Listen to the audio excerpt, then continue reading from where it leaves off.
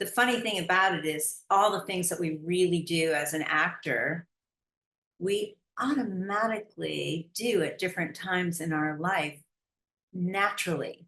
And so people, when they listen to a song, it resonates with them. That is that parallel reality.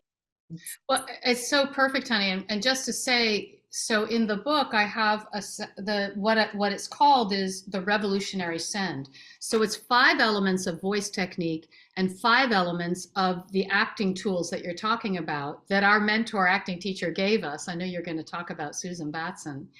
And so I take you through step by step how to use those acting tools. So you don't have to be an actor first to know that.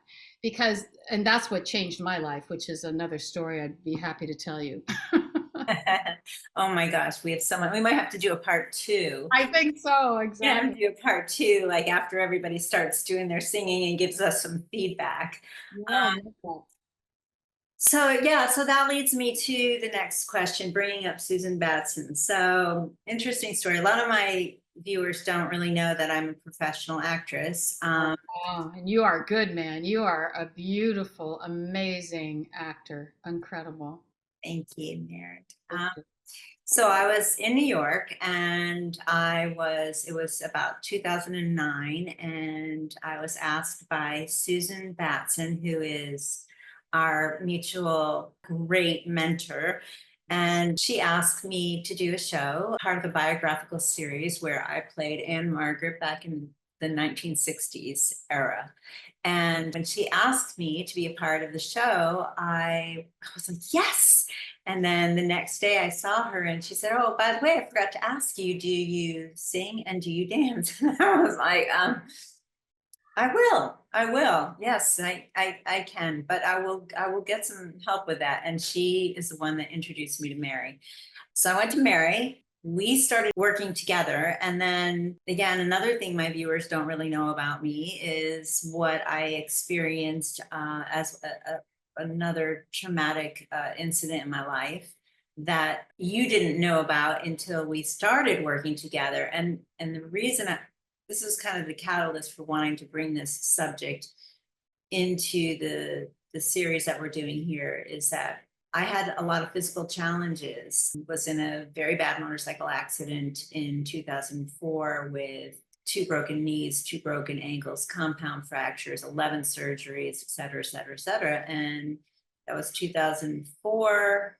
The beginning of 2005 was in a wheelchair for a year. And by the time 2009 rolled around, I still was limping, and it was worse some days than others, but it just wasn't something I was really talking about anymore. I had moved on. So I met with Mary and we started working together. And I think we had a couple of sessions. So I'd like you to take it from here, from your perspective, and reference what you talk about in the book that will be so helpful for, I think, and we both want for people who are perhaps wheelchair bound or have other physical disabilities that as far as singing goes can be overcome, and they can rise above and past that and reach some really Yeah.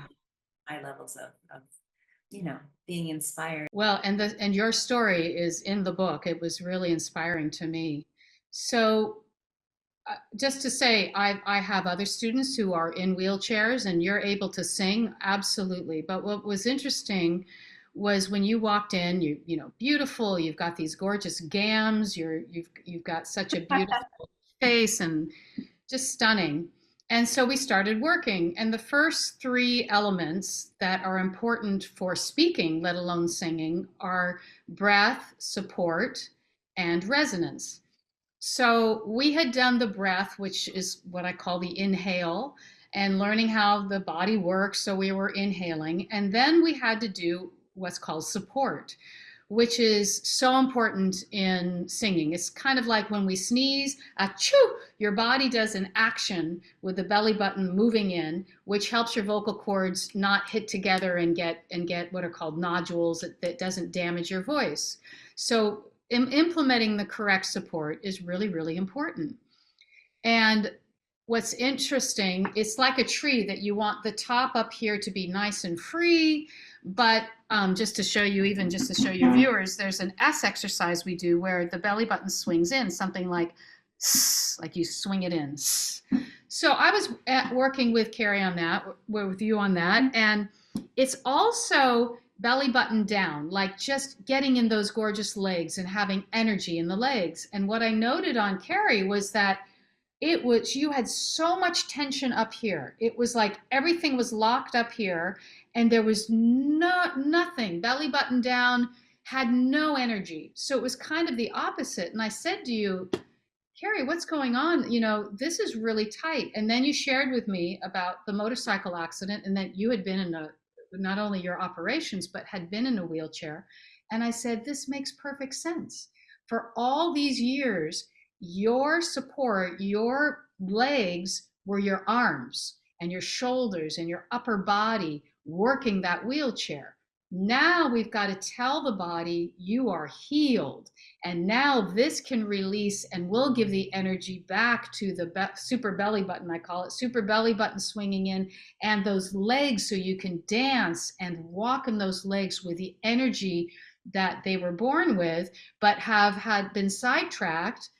And you did the right thing. You were healing. You had to let them heal. You had to say, put it aside and use something else to be the support. So that's what happened. And I just thought you were incredible because with time, again, it's a nervous system thing. The nervous system organizes. Without us, it's like 12 years old. It doesn't know what it's doing. It just is organizing. So with whatever you're doing. So for all those years, that's how you organize the body. So we had to go in and talk to the body, talk to the nervous system and say, hey, you guys up here, we can be free now. You're okay. Because I gotcha. I got my legs and I got my super belly button support. And you did it.